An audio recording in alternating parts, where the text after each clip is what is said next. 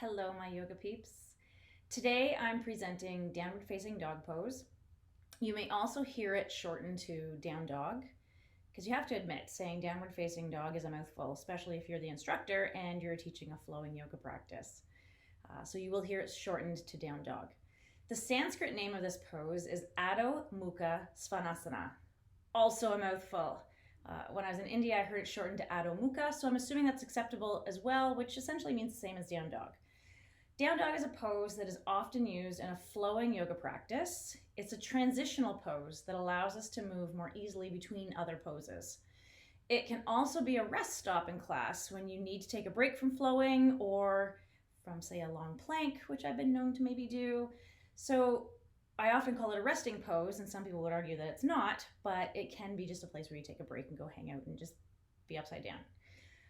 Anyway, down dog is also an inversion, which means that our head is lower than our heart. Inversions reverse the pull of gravity, which can help improve circulation.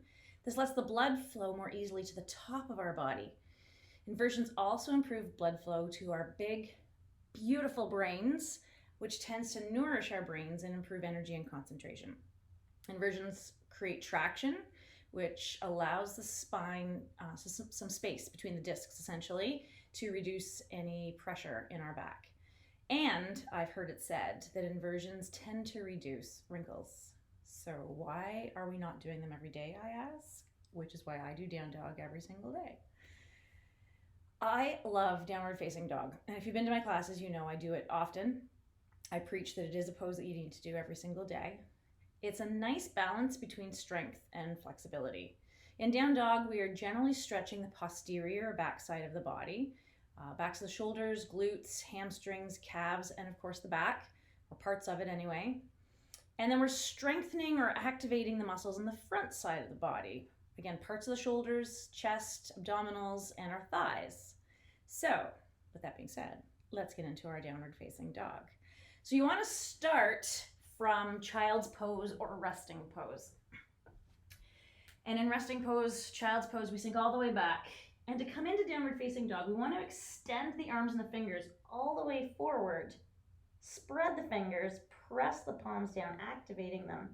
And then we lift the head. We start to lift the hips, curl toes, and we press up into that upside down letter V.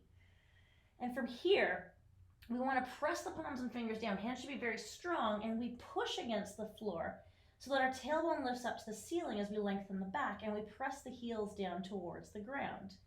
Now, even though I'm pushing against the floor, I want to make sure that my joints are soft. So my elbows are soft, my knees are a little bit soft. My head's just between the arms.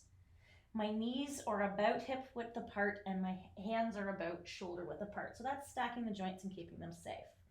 And if I find I'm rounding in the back, so sometimes, I don't even know if I can do it, but if we round the back a little bit, all we want to do is bend the knees a bit more, and then you can see, hopefully you can see it in the video, that I can push and lengthen the back a bit more, and it gets rid of any roundness that I might have.